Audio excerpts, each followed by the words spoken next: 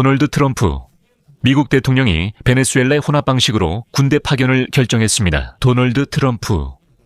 미국 대통령 행정부는 미군을 파병하는 대신 베네수엘라에 민간 군사회사를 투입할 준비를 하고 있습니다. 도널드 트럼프는 미국의 베네수엘라 군사 주둔을 배제하지 않습니다. 하지만 대통령 측근 소식통들은 그가 미국 군대의 장기 주둔 아이디어에 대해 여전히 신중한 입장이라고 주장합니다. 지난주 미국 국방부는 군사작전을 지원할 수 있는 역량에 대해 군사 계약업체들에게 문의를 보냈습니다.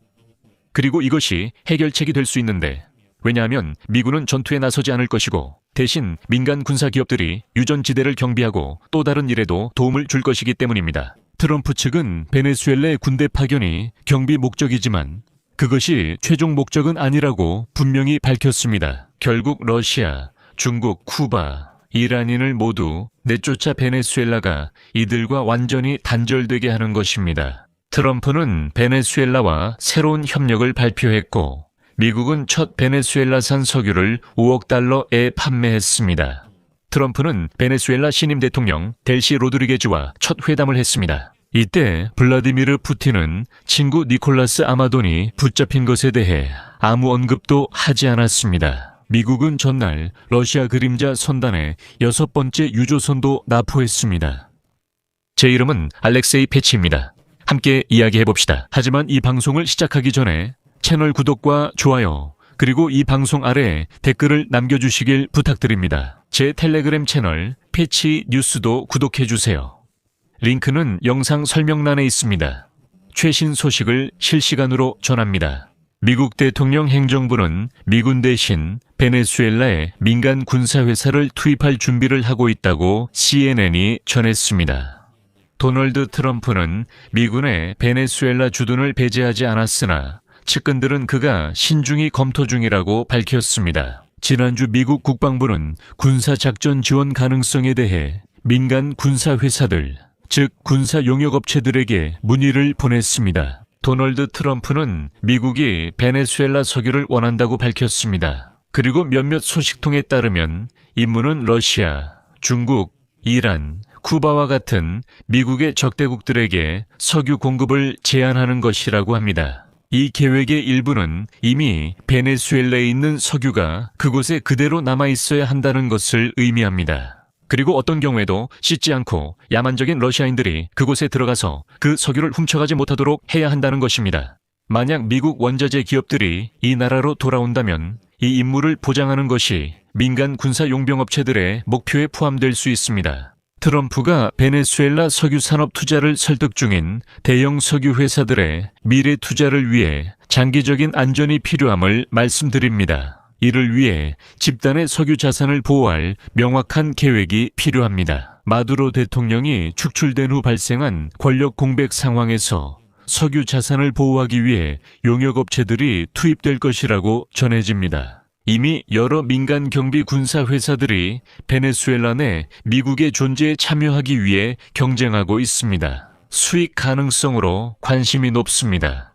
여기서 말씀드리자면 이라크 전쟁 당시 미국은 공식적으로 보안 및 물류 분야의 민간 계약업체 서비스에 1380억 달러를 지출했습니다. 여기서 흥미로운 점이 있습니다. 그레이볼 레스큐 파운데이션의 잠재적 참가자들 중에는 이 단체가 미국 특수부대 출신 베테랑들로 구성되어 있습니다. 그리고 야권 지도자이자 노벨 평화상 수상자인 마리아 카리나 마차도를 지난해 베네수엘라를 비밀리에 떠나도록 도왔습니다. 그레이볼의 설립자인 브라이언 스턴은 회사가 이미 몇 달째 이 지역에서 활동하고 있다고 언급했습니다. 다음은 그의 인용문입니다. 이상한 투자와 함께 전직 네이비실, 그린베레, 닌자들이 안전을 책임집니다. 에릭 프린스도 참여할 수 있습니다. 그는 블랙워터 용병회사 설립자이자 도널드 트럼프의 동료입니다. 그의 회사는 2003년 미국의 이라크 침공 이후 이라크에서 중요한 역할을 했으며 보안, 물류, 석유 인프라 보호를 담당했습니다. 이 사설 군사회사는 이름을 바꿨습니다. 현재는 아카데미와 콘스텔리스라는 이름을 사용하고 있습니다. 2007년 이라크 민간인 총격 사건으로 큰 논란의 중심에 섰기 때문입니다. 이렇게 군사회사를 동원한 것도 우연이 아닙니다. 트럼프 행정부는 자국 기업들이 베네수엘라에 투자하는 것을 꺼리는 상황에 직면했습니다. 미국 최대 석유 회사인 엑슨모빌의 대표 테런 우즈는 백악관 회의에서 현재 베네수엘라 시장은 투자에 적합하지 않다고 밝혔습니다. 또한 보안과 법률 분야에서 해결책이 필요하다고 했습니다. 트럼프는 엑슨모빌이 베네수엘라에서 일하는 것을 원하지 않는다고 밝혔으며 이는 잘난 척하면 못 들어가게 하겠다는 의미였습니다. 하지만 본질은 여전히 본질로 남아 있습니다. 가장 큰 회사가 거기 투자 안 하겠다고 말합니다.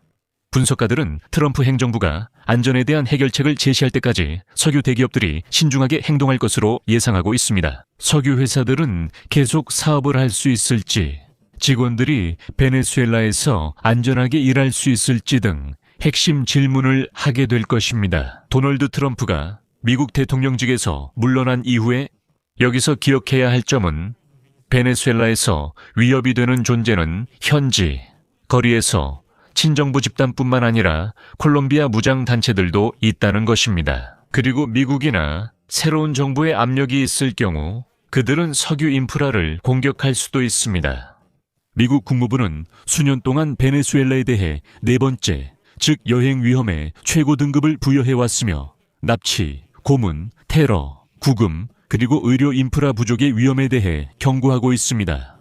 더 나아가 올해 1월 미국 국무부 대표단의 방문 이후 발표된 최근 경고에서는 미국인들에게 즉시 베네수엘라를 떠나고 무장 경찰을 조심하라고 촉구하고 있습니다. 그래서 질서를 바로잡기 위해 외부 세력이 개입해야 하지만 미국 군대를 파견할 수는 없습니다. 도널드 트럼프는 베네수엘라 임시대통령 델시 로드리게스와 매우 생산적인 대화를 나눴다고 밝혔습니다. 트럼프는 협상 중에 에너지 분야 협력, 광물 채굴, 무역, 그리고 국가 안보 문제 등 핵심 주제들이 논의되었다고 전했습니다. 그는 미국과 베네수엘라 간의 잠재적 파트너십이 양측 모두에게 이익이 될 수 있다고 강조했습니다. 트럼프는 또한 베네수엘라가 경제 성장과 번영을 되찾을 수 있는 기회가 있다고 확신을 표명했습니다.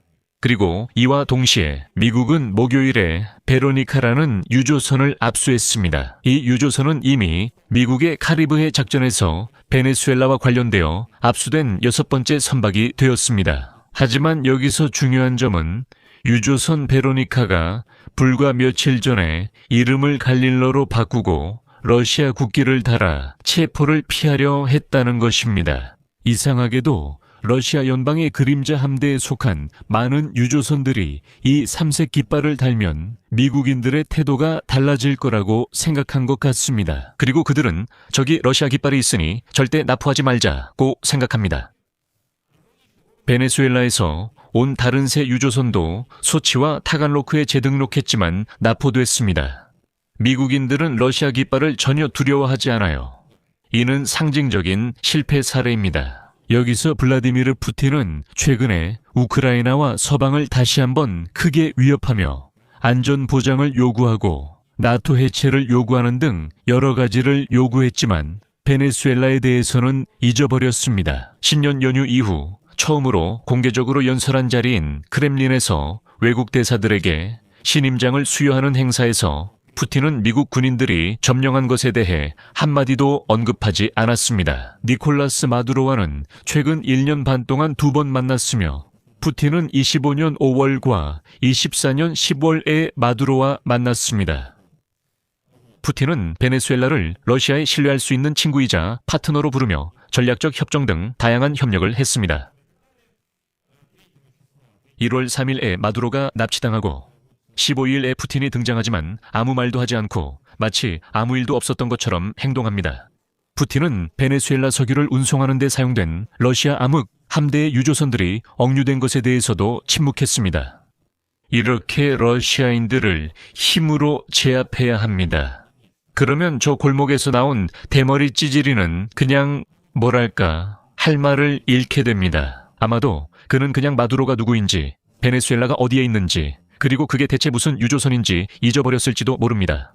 여기서 말을 줄이겠습니다. 여러분의 의견과 결론을 댓글로 남겨주세요. 방송이 흥미롭고 유익했다면 이 채널을 후원하려면 영상 설명의 링크나 계좌 정보로 후원금 또는 유료 구독을 이용하실 수 있습니다. 오늘은 여기까지입니다. 건강 조심하시고 모두 안녕히 계세요.